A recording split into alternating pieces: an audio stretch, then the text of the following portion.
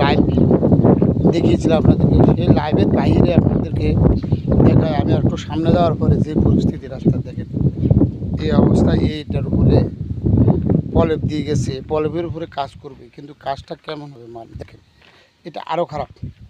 ওখানে যা দেখেছি তার চেয়ে খারাপ অবস্থা এখানে।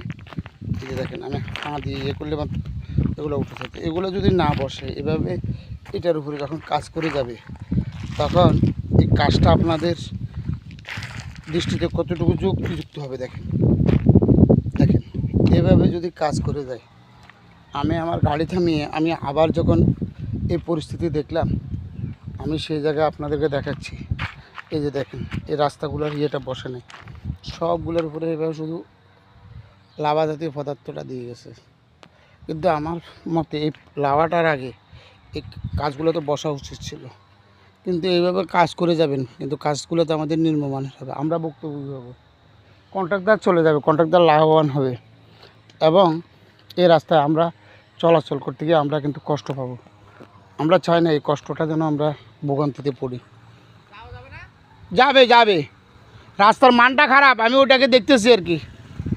মানে কাজটা ভালোভাবে করেন, এই যে ইটগুলো লড়তেছে উঠতেছে, এইভাবে কাজ করে দিলে আমরা ভুক্তভোগী। হ্যাঁ, না না, কাজ নিয়ে নেই, আমি মানে ও কাজটা দেখতেছি, পর্যবেক্ষণ করতেছি। এই যে দেখেন, আমি তাই